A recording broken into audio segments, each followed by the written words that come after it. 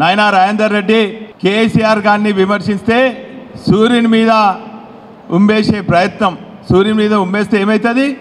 తిరిగి నీ ముఖం మీదనే పడుతుంది. 25 ఏళ్ళ టీఆర్ఎస్ ప్రస్తావన గురించి మాట్లాడుతున్నారు.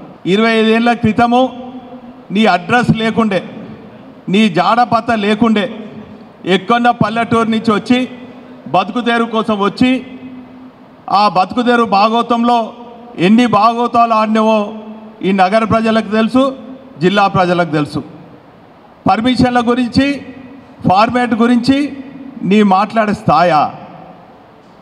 25 ఏళ్ళ నుంచి ప్రపంచమే అబ్బురపోయే విధంగా జాతీయ పార్టీలు నాయకులే ఆశ్చర్యపోయే విధంగా పెద్ద పెద్ద సభలు ఎక్కడా కాదు, ఈ నగరంలో, ఈ జిల్లాలో, తెలంగాణ వ్యాప్తంగా కూడా 25 ఏళ్ళ క్రితమే ఆనాటి ఉద్యమ నేత బ్రహ్మాండంగా సభలు నిర్వహించి ఆ సభలు కూడా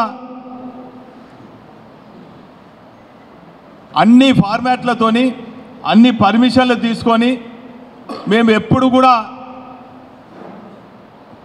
హద్దులు మీరి మాట్లాడటమో హద్దులు మీరి చేయలేదు. అన్ని ప్రజాస్వామ్యబద్ధంగా మాకుండే హక్కుల పరిధిలోపే ఖచ్చితంగా సభలు నిర్వహించినాం, సమావేశాలు నిర్వహించినాం, ప్రజలను సమీకరించినాం, తెలంగాణను సాధించినాం. గాంధీ మార్గంలో తెలంగాణను సాధించినటువంటి తెలంగాణలో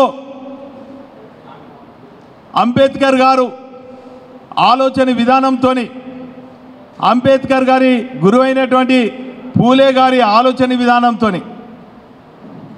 అనేక సంక్షేమ అభివృద్ధి కార్యక్రమాలు చేసి తెలంగాణ ప్రజలతోని మెప్పు పొందించుకొని తెలంగాణ ప్రజలను ఒప్పించి మెప్పించి సమాజంలో ఉన్నటువంటి పేద బడుగు బలహీన వర్గాల అభ్యున్నతి కోసం పాటుపడి ఈరోజు తెలంగాణ ప్రజల్లో కేసీఆర్ మరి చిరస్థాయిగా నిలబడే స్థాయికి వచ్చింది.